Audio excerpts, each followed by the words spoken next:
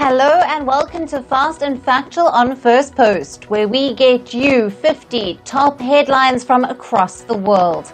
I'm Alison LaGrange, live from Durban, South Africa. Let's begin. Now, US President Joe Biden has warned that he will halt the supply of weapons to Israel if it attacks Gaza's Rafah city. He said the US will not supply weapons to Israel that could help in an all-out offensive in Rafah.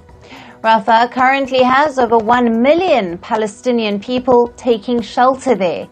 Biden says that so far, Israel's actions around Rafah have not crossed his red lines. But he added that Israel needs to do more to protect the lives of civilians in Gaza.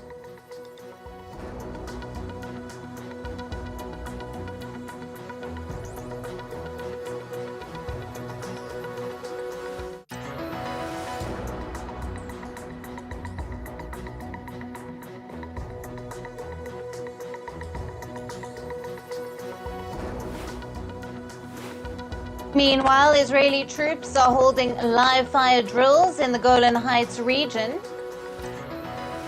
Now, it is a region of Syria that Israel has occupied since 1967.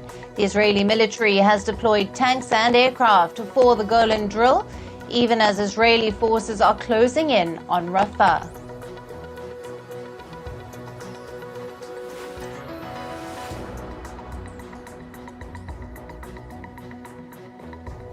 Israeli women hit the streets of Tel Aviv yesterday demanding the release of the 130 hostages held captive in Gaza. Israel's Prime Minister Benjamin Netanyahu is facing pressure to secure a ceasefire deal with Hamas. Hamas has accepted Israel's latest truce proposal. However, Israeli officials accuse Hamas of altering the terms of the deal.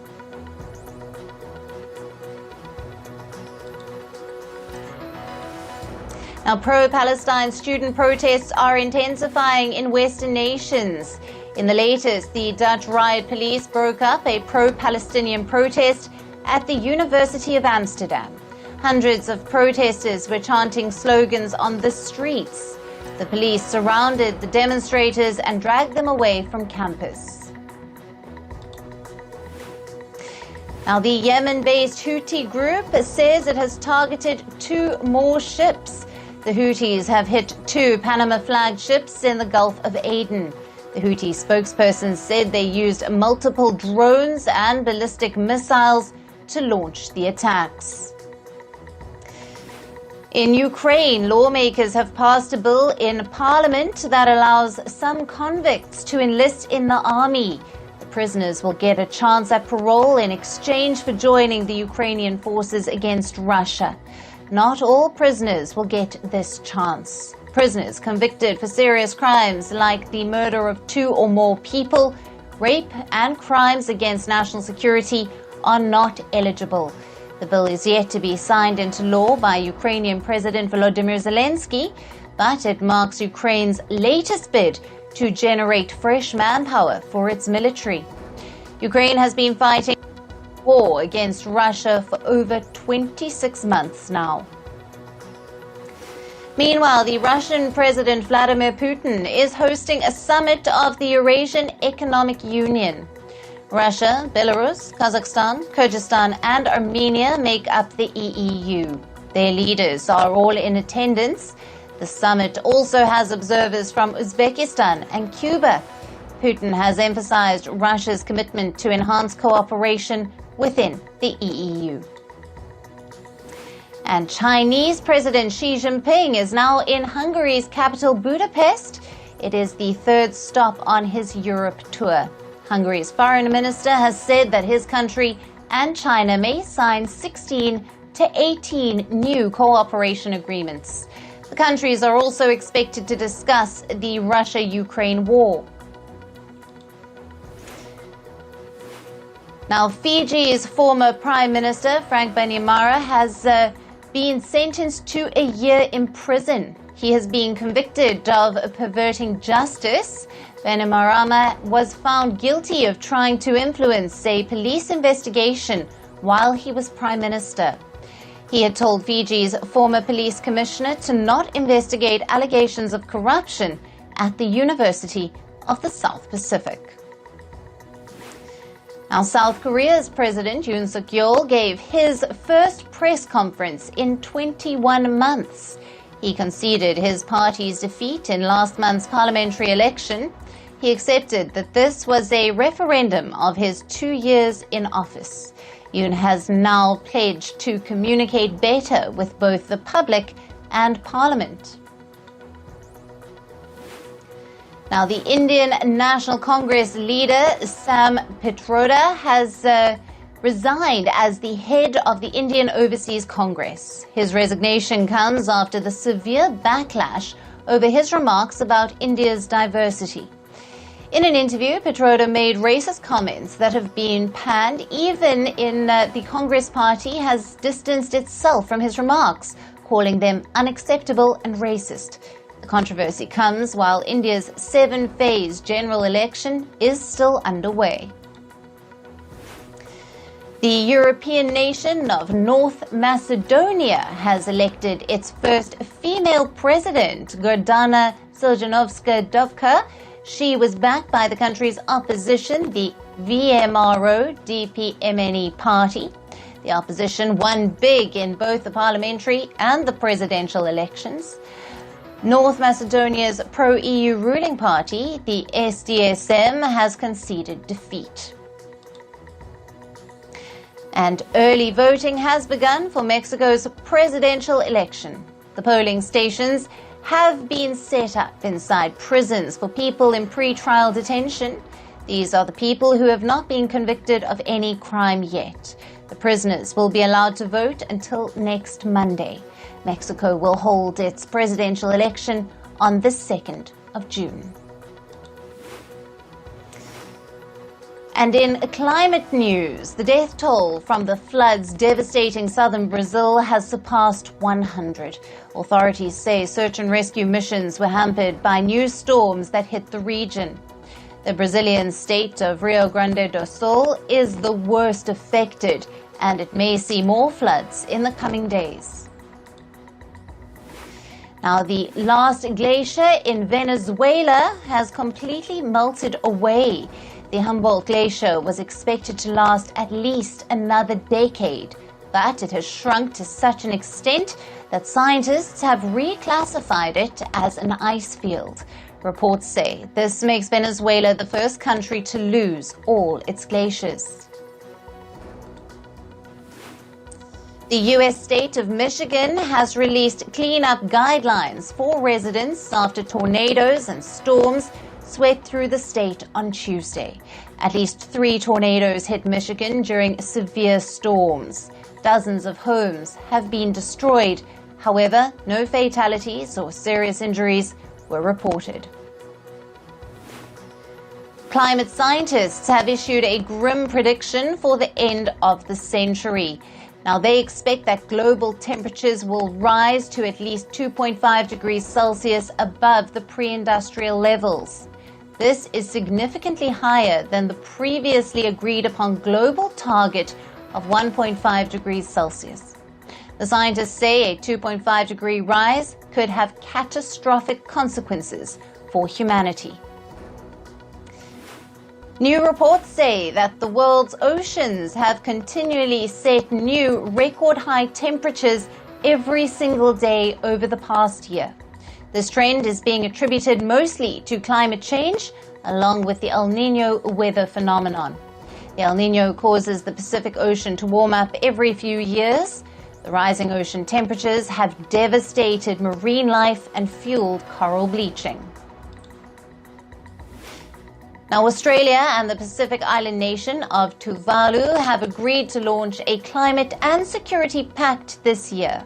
The landmark pact would let at least 11,000 Tuvalu residents live in Australia if their low-lying islands are submerged due to rising sea levels. The pact also says Australia will be obligated to protect Tuvalu in the face of natural disasters.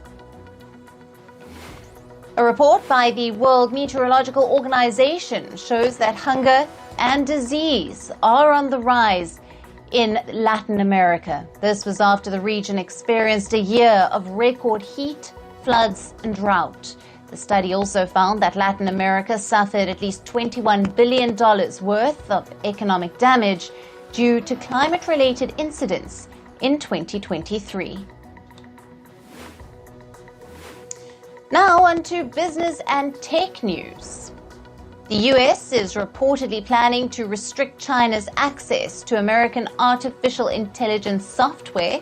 The US is considering new rules to curb the export of AI models that power chatbots like ChatGPT.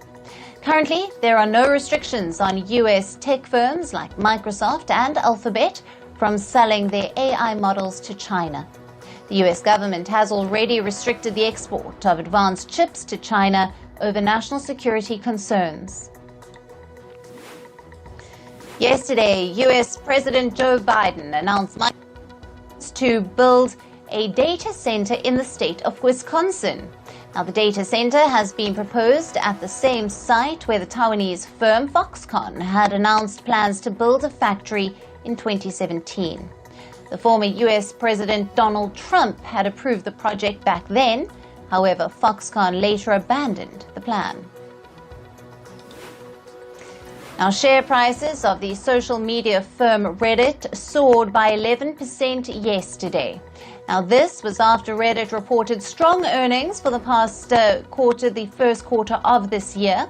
In quarter one, Reddit's revenue increased by 48% to over $240 million.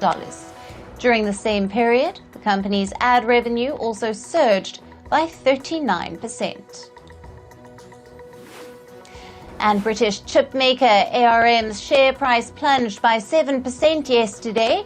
This was after the firm's annual outlook fell short of market expectations. ARM has visited its full-year revenue to around $3.8 billion revision. Now, that is below the market estimates of over $4 billion. US tech giant Microsoft is closing down its Africa Development Center in Nigeria. Now, the firm has said that it will also lay off some of the staff based in Nigeria. This decision comes just 2 years after the facility was set up in Nigeria's Lagos. Now, the American entertainment firms Disney and Warner Brothers Discovery are teaming up for a new streaming subscription plan. The firms plan to bundle their streaming platforms, Disney+, Hulu, and Max. The new streaming subscription plan is expected to be rolled out this summer in the US. Details of the subscription price have not been revealed yet. Dating platform Bumble has reported strong earnings for the first quarter, and Bumble's revenue rose by over 10% to nearly $270 million in quarter one. During the quarter, the dating platform added around 500,000 new paid users. The US probe against Tesla's self-driving software has taken a new turn. The US Justice Department is examining whether the electronic car maker misled investors and consumers. They are looking at statements by CEO Elon Musk that may have suggested that Tesla cars with self-driving software can drive themselves. Tesla's self-driving software assists drivers with steering, braking, and lane changes. However, the cars are not entirely autonomous and need drivers to keep their hands on the steering wheel. Automaker General Motors will stop production of its Chevrolet Malibu model in November of 2024. The petrol engine sedan is being retired after 60 years. GM has sold more than 10 million Malibus since it was introduced in 1964. This decision comes as the firm is shifting its focus to electric cars. The automaker is investing $390 million to build a new electric car. Air India Express has reportedly fired at least 30 cabin crew members. This comes a day after the airline's nearly 300 crew had called in sick at the last minute. They were reportedly protesting against Air India's management. As per reports, Air India management has asked the rest of the crew members to come back to work by today or face action. Cabin crew's mass sick leave led to the airline cancelling over 80 flights yesterday. And moving on to some sports news now, we start with cricket and the Indian Premier League. Sunrisers Hyderabad defeated Lucknow Super Giants by 10 wickets yesterday. Lucknow went into bat first and posted 165 for 4 in their 20 overs. Hyderabad ran riot with the bat and chased down 166 inside just 9.4 overs. Travis Head blasted 89 runs and Abhishek Sharma contributed with 75 to help Hyderabad to win the match. Mumbai Indians became the first team to be knocked out of the IPL race. Now, the Hyderabad's big victory yesterday moved them to the third spot in the standings, behind Kolkata Knight Riders and Rajasthan Royals, both with 16 points. This means that even if Mumbai wins their last 2 league games, they won't be able to secure enough points to make it further in the competition. And in football, Real Madrid defeated Bayern Munich by 2-1 yesterday in the second leg of the Champions League semi-final. Alphonso Davies gave Bayern the lead in the 68th minute. However, a Joselu late double in the final minutes turned the tie. Now, Real Madrid won the match 4-3 on aggregate to enter the final. Now, bidding open for the famous napkin bearing Lionel Messi's first ever contract with Barcelona. The contract was signed on the napkin in December of 2000 when Messi was 13 years old. Early bids reached nearly $300,000. The auction will run until the 17th of May. The former Spanish Football Federation head, Luis Rubiales, will face trial for sexual assault following his unsolicited kissing of Jenny Hermoso. The kiss, deemed unwanted by Hermoso, occurred during last year's 1-0 World Cup match against England. It gained worldwide attention and overshadowed Spain's historic moment. Rubiales, who resigned amid the controversy, has denied any wrongdoing. In tennis now, Japan's Naomi Osaka is through to the second round of the Italian Open. She beat Clara Barral of France 7-6-6-1 yesterday. Osaka will next face Marta Kostyuk of Ukraine in the second round. And men's world number 1 Novak Djokovic expressed confidence in his upcoming performance at the French Open. The Serb said that he will hit peak form at the Grand Slam and will demonstrate that in the Italian Open. The 36-year-old has had a dry run this season and hasn't won any event so far. The Indian Javelina Ace N Surra is set to compete in India for the first time in 3 years. He will participate in the Federation Cup 26 that starts from the 12th of May. It will mark Chopra's first competitive outing on Indian soil since becoming the Olympic champion at Tokyo 2020. Now, the iconic Olympic torch has arrived in the French port city of Marseille. It was on the 27th of April. It set sail from Greece to signal the start of the Olympics torch relay. Olympic champion Florent Manodou was given the honor of being the first torchbearer on French soil. The event drew more than 150,000 spectators and was also attended by French President Emmanuel Macron. And in table tennis, India's Monica Batra has now advanced to the quarterfinal of the Saudi Smash tournament. She defeated Nina Mittelheim of Germany to secure a 3-0 victory. In the quarters, Monica will play Japan's world number 5 Hina Hayata, and this makes her the first Indian table tennis player to reach the quarterfinals of a singles event at Saudi Smash tournament. And moving on to some entertainment news, let's start with the world of Taylor Swift. The US state of Minnesota passed a bill called Taylor Swift. This bill will protect the rights of people buying online tickets for concerts and sporting events. This will require ticket sellers to disclose all fees upfront. It will also prohibit resellers from selling more than one copy of a ticket. Meanwhile, Taylor Swift's long-standing feud with the music producer Scooter Braun has developed into a documentary series. Now, this series has been titled Taylor Swift versus Scooter Braun, Bad Blood. The row started when Braun was involved in a deal which made him the owner of Swift's first 6 albums. And an intruder was arrested by the police from rapper Drake's house in Canada. He was arrested for trying to gain access to the property. This comes a day after someone shot the rapper's security guard outside of his house. The guard remains hospitalized. Now, Lady Gaga's concert film has finally gotten a release after 2 long years. It will stream online on the 25th of May. The film was announced in 2022, titled Chromatica Ball. It will feature glimpses of her 2022's Chromatica Ball Stadium tour. Singer Olivia Rodrigo has added Asia and Australia legs to her Guts World Tour. She will perform in Bangkok, Thailand and Melbourne. The singer will wrap up her tour in Sydney in October.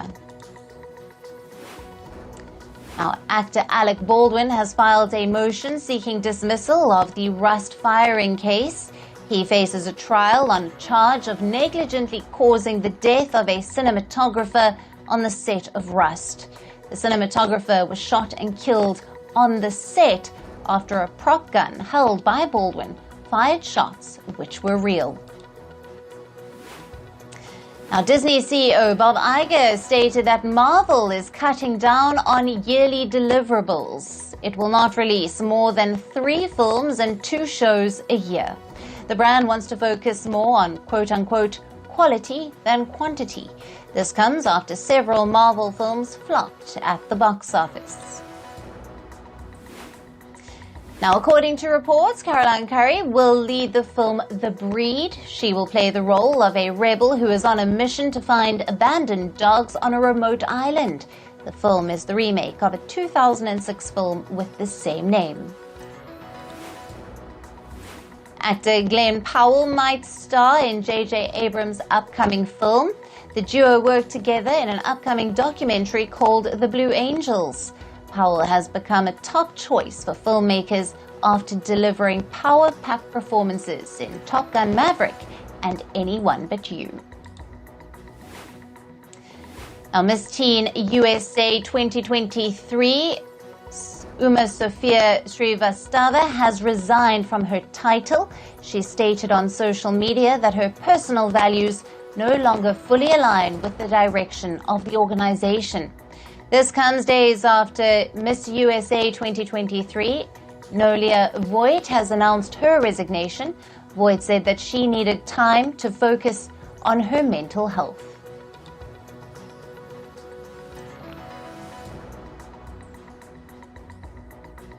And that's all on today's episode of Fast and Factual. Thank you for watching. Stay tuned to Firstpost.